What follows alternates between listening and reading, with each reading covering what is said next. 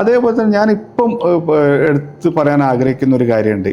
പല എൻ്റെ ഫ്രണ്ട്സ് ആയാലും എല്ലാവരും നമ്മളോട് ചോദിക്കുന്നുണ്ട് 2025 മാർക്കറ്റ് അത്ര പെർഫോം ചെയ്തിട്ടില്ലല്ലോ, 26 നന്നായി പെർഫോം ചെയ്യാമെന്ന്.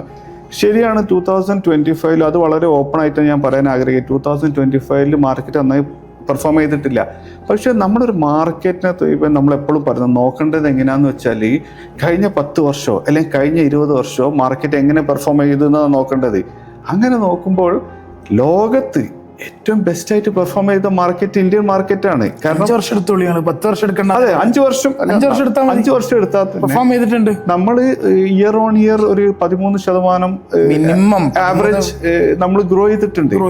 അപ്പം അത് കോമ്പൗണ്ടഡ് ആയിട്ട്. അതെ, അപ്പൊ ആ കാരണത്താൽ ഇപ്പൊ 2025 നമ്മൾ പെർഫോം ചെയ്തിട്ടില്ലെങ്കിൽ നമ്മൾ അതിനെ കാണേണ്ടത് അങ്ങനെയല്ല. 2020 മുതൽ 24 വരെ പെർഫോം ചെയ്തിട്ടുണ്ട്. ഒരു പക്ഷേ 2025 പെർഫോം ചെയ്തിട്ടാവില്ല, 2026 സ്ലോ ആയിരിക്കും. പക്ഷേ ഇത് പിക്ക് ചെയ്ത് 2027 ഒക്കെ ആകുമ്പോഴേക്ക് it will not and time market. അതെ, ആയിരിക്കും ചെയ്യാൻ പറ്റില്ല. Stay invested. അതേ പറയാം. അതെ, പാനിക് സിറ്റുവേഷൻ മാറ്റാം. അതെ, സ്റ്റേ കാം.